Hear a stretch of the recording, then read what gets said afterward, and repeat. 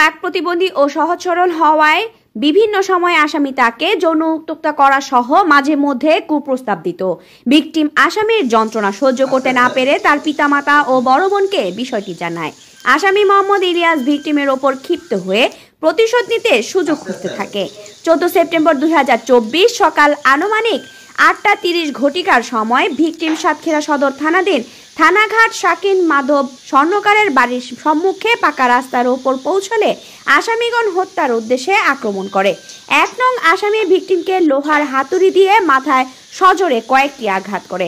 স্থানীয় লোকজন ভিকটিমকে উদ্ধার করে সাতক্ষীরা সদর হাসপাতালে নিয়ে গেলে কর্তব্যরত ডাক্তার ভিকটিমকে মৃত ঘোষণা করেন। পরবর্তীতে ভিকটিমের বড় বোন সকিনা খাতুন বাদী হয়ে একটি হত্যা মামলা দায়ের করেন। সাতক্ষীরা জেলার সদর থানাধীন থানাঘাট নামক স্থানে 15 সেপ্টেম্বর রাত 1টা 5 ঘটিকার সময় অভিযান পরিচালনা করে আসামি মোহাম্মদ ইলিয়াস হক, মোহাম্মদ ইমরান হক, মোসাম্মদ নার্গিস পারভিন, মোসাম্মদ মনোয়ারা খাতুন, শাওন মোহাম্মদ আব্দুল সালেহকে গ্রেফতার করে র‍্যাব 6। গ্রেফতারকৃত আসামিদের সাতক্ষীরা জেলার সদর থানায় হস্তান্তর করা হয়েছে। তানিশা খান, প্রবাহ নিউজ ডেস্ক।